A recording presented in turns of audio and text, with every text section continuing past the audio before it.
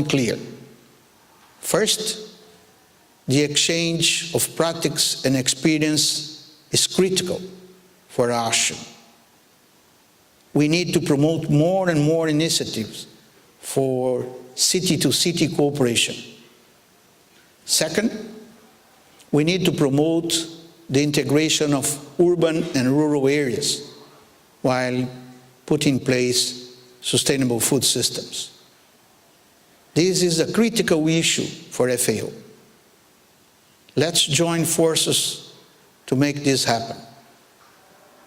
Third, innovative technologies and practices are big drivers of change. They can help to create jobs, save natural resources, and improve social welfare. And fourth, we need to improve the production of data and information. This is crucial for governments and policymakers to elaborate and implement policies and actions, and also monitor their impacts. You can count on the contribution of FAO to develop these areas of work. We are committed to successful implementation of the Milan Urban Food Policy Pact. I wish you all a very productive meeting. Thank you for your attention.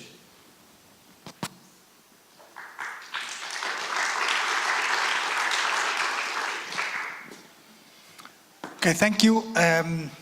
After the video message from our DG, I would like to call Marcela Villarreal, the Director of the Partnerships and South-South Cooperation Division at FAO, that will make an opening speech to set the scene for the discussion in the following sessions. Thank you very much, Guido, and good morning to all of you. Pleasure to be with you this morning for this session that we're sure is going to be very, very interesting and exciting, talking about what collaboration FAO has with the Milan Urban Food Policy Pact, monitoring framework, promising practices, and trend analysis. First of all, while we're setting the scene, let's look at the situation of world hunger today. For many years, we had been able to have a trend in which hunger was continually decreasing year after year. However, last year, we saw that there was a reverse in this trend, and instead of going down from the 777 million people hungry that we had in 2015, 2016 showed us that there was an increase in the number of hungry people around the world. This was quite shocking for us. This increase, which was about 38 million people more hungry than the year before, 38 million people is a lot of people. 38 million, just to have an idea, is about the whole population of Canada or the whole population of Poland. So it's a huge increase, just in 1 year. And the reason for that increase was mostly due to conflict situations in many countries and also to climate change. Those were the two drivers of the increase of number of hungry people in the world. At the same time that hunger suddenly started increasing again, we have seen a steady trend in increasing obesity and overweight all throughout the world. This is not only in the richer countries, it's also in the poorer countries and also in those cities of the poorer countries. Today, the number of overweight people is around 2 billion, and the number of obese people is around 620 million. 620 million, again, that's a huge number, and that's much more, for example, than the whole of the European Union with its 27, 28 countries. So these are trends that really worry us, and these trends all express themselves in the cities. In the cities, you see, at the same time, coexisting problems of hunger and sometimes of intense hunger, and at the same time, increasing obesity. And also, one of the things that worries us most from the FAO point of view is the increase of child obesity, which we're also seeing in the cities. So we know that the cities have a very important role in addressing these food security and nutrition issues. They're being called now to have an approach of sustainable urbanization. And we all know that urbanization is increasing. It will continue to increase, and it will continue to increase at a very fast rate in some regions of the world. But that urbanization process needs to be done in a sustainable way. We know all that SDG 11 calls for the cities to be, and human settlements to be inclusive, safe, resilient, and sustainable. We also have the new urban agenda that integrates around all the SDGs the issues of food security and nutrition. We know that we cannot have an approach of sustainability without a food systems approach. Food security and nutrition are necessary if we want to address at the city level poverty, inequalities, health issues, climate change, very importantly, and biodiversity, among others. But in order to do that, we have to arrive at better systems of governance at the city level. We know that the world is giving more attention to local governments as important actors in the development process. But there's also challenges around that, like, for example, how we integrate better local processes and local governance with national governance. Who's going to make the decisions? How are we going to ensure that these policies are really articulated so that what happens at the city level can effectively address these new challenges and growing challenges that the cities are facing day to day? Now, we have seen some trends. I'd like to share with you this publication, which is available to all of you, of the role of cities in the transformation of food systems, sharing lessons from Milan Pact Cities.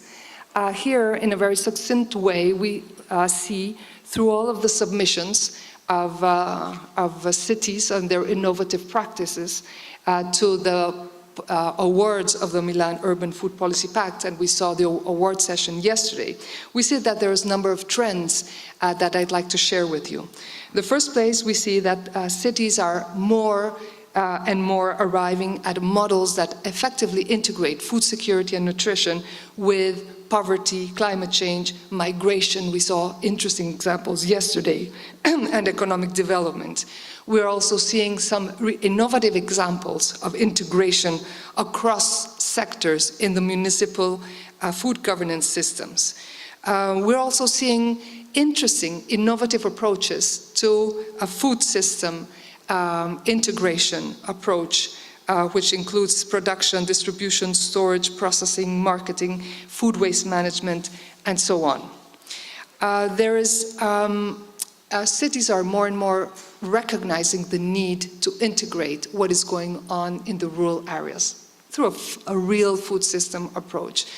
Cities, of course, need to understand much better and to integrate better what is going on in the rural areas for them to be able to, for example, effectively feed their own people and take care of the waste issues.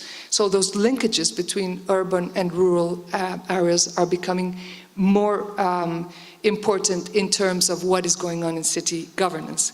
And finally, also, we see much more better integration of all the different actors for a good, responsible governance at the city level, which cannot be done without looking at and getting the voices and the participation of the civil society, the private sector, the research organizations, academic institutions, and so on. So we see more partnerships that are being forged at the city and local government level.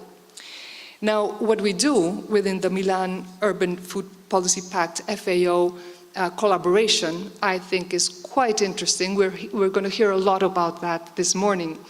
But it is basically designates to work around three areas. One is about sharing knowledge and practices. We know that the local models that are developed in one city can be easily, readily shared with other cities, making those processes quicker and faster and easier for the other cities to learn from this knowledge. For that, we have very interesting examples of peer-to-peer, city-to-city knowledge sharing. Very effective and very cost-effective. We're also facilitating bringing in new cities to join the pact. And also, very importantly, we'll hear much more detail, an indicator framework to have a real evidence base, a comparative base by which we will know how cities are doing, help city governments to understand how they're advancing throughout the different areas. And for that, of course, we need good, solid indicators, which we have helped develop through our statistical divisions within FAO and helping the Milan Urban Food Policy Pact very clearly around this area. We've also been able to share different practices throughout different fora, city to city. We have interesting and innovative experiences. Just let me mention, for this very year, we had 2 fora, which I thought were quite interesting, city to city in Durban, 12 cities, African cities participating. Just last June, we had in Brazzaville, and we're very happy to have here the mayor of Brazzaville to share his experience. We had a forum that brought together 14 Central and West African cities to share their experiences.